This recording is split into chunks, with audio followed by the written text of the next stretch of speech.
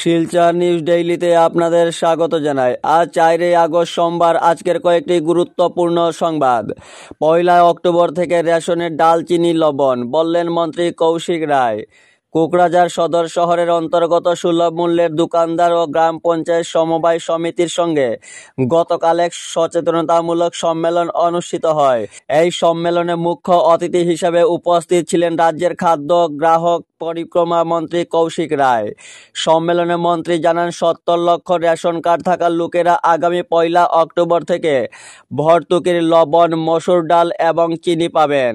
ভর্তুকির মসুর ডাল মিলবে কেজি প্রতি 69 টাকায়, চিনি 38 এবং লবণ 10 টাকা কিলো কিনতে হবে গ্রাহকদের। প্রথম দিকে রাজ্যের 10টি জেলায় এই সুবিধা মিলবে। পরবর্তীতে 1 নভেম্বর থেকে আরও 25টি জেলায় ভর্তুকির জিনিস পাওয়া যাবে। এর ফলে 2,45,00,000 সুবিধাভোগী উপকৃত হবেন বলে মন্ত্রী এদিন জানান। মুখ্যমন্ত্রী ডক্টর হিমন্ত বিশ্ব শর্মার নির্দেশে এই ঘোষণা বলে মন্ত্রী কৌশিক রায় জানান। রাজ্যের শিক্ষিত বেকার যুবক যুবতীদের জন্য এসেছে সুখবর। আগামী অক্টোবর মাসে রাজ্যে 50,000 চাকরি দেওয়া হবে বলে ঘোষণা করেছেন রাজ্যের মুখ্যমন্ত্রী ডক্টর হিমন্ত বিশ্ব শর্মা। রাজ্যের মহিলাদের জন্য এসেছে দারুণ সুখবর। রাজ্যের মুখ্যমন্ত্রী ডক্টর হিমন্ত বিশ্ব শর্মা ঘোষণা করেছেন, যে সকল মহিলারা মুখ্যমন্ত্রী উদ্যমিতা প্রকল্প অর্থাৎ এসএইচজি গ্রুপের অধীনে রয়েছেন, সে সকল মহিলাদেরকে আগামী 21 আগস্ট থেকে 10,000 টাকা করে দেওয়া আরম্ভ হবে। প্রথম পর্যায়ে 4 থেকে 5 সমষ্টির মহিলাদের টাকা প্রদান করা হবে। এরপর মুখ্যমন্ত্রী উদ্যমিতা প্রকল্পে থাকা প্রত্যেক মহিলাদেরকে 10,000 টাকা করে প্রদান করা হবে।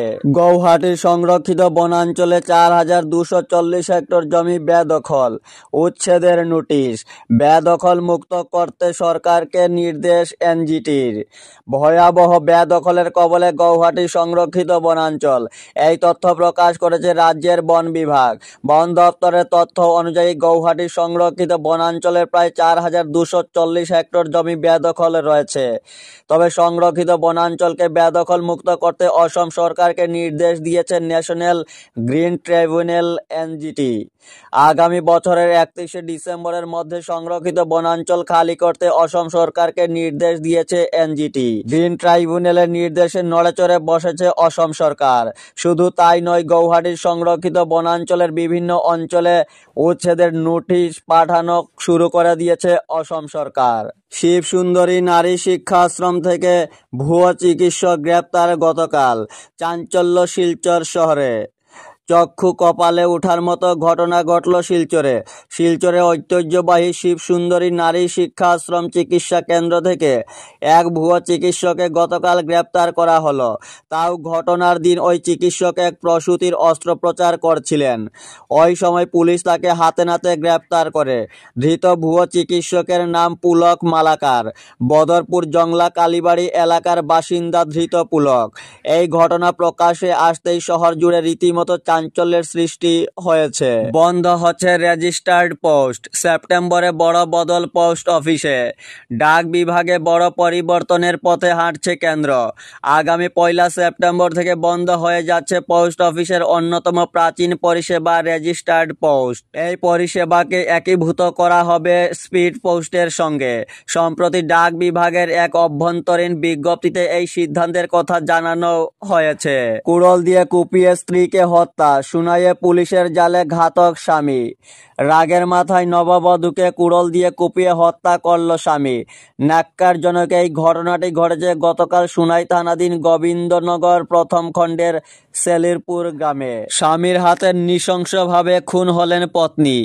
এই ঘটনা সুনাই থানা এলাকার গোবিন্দপুর প্রথম খণ্ড সেলিরপুর গ্রামে। ঘটনার বিবরণে জানা যায়, কুড়োল দিয়ে আঘাত করে পত্নীকে খুন করেছে স্বামী সুরজ দাস, তার বয়স 27। ঘটনাটি সংঘটিত হয় গতকাল অর্থাৎ রবিবার সন্ধ্যা রাতে। পেশায় রাজমিস্ত্রি সহায়ক সুরজ দাস নিজের অন্তঃসত্ত্বা পত্নীকে কুড়োল দিয়ে উপরি আঘাত করে। এই অবস্থায় শিলচর মেডিকেল কলেজ হাসপাতালে নিয়ে যাওয়ার পথে পত্নীর মৃত্যু হয়। পত্নীর বাড়ি কচুদরম থানা এলাকার রামমানিকপুর গ্রামে। নাম ঋতুপর্ণা দাস, বয়স 19। পিতার নাম কাজল দাস। গত ফাল্গুন মাসে সামাজিক মতে তাদের বিয়ে হয়েছিল। জানা গেছে, ঘটনার পর সুনাই পুলিশ ঘাতক স্বামী জিতেন্দ্র দাসের ছেলে সুরজ দাসকে আটক করেছে। ঘটনাটিকে কেন্দ্র করে গোবিন্দপুর প্রথম খণ্ড ও রামমানিকপুর গ্রামে চাঞ্চল্য দেখা দিয়েছে।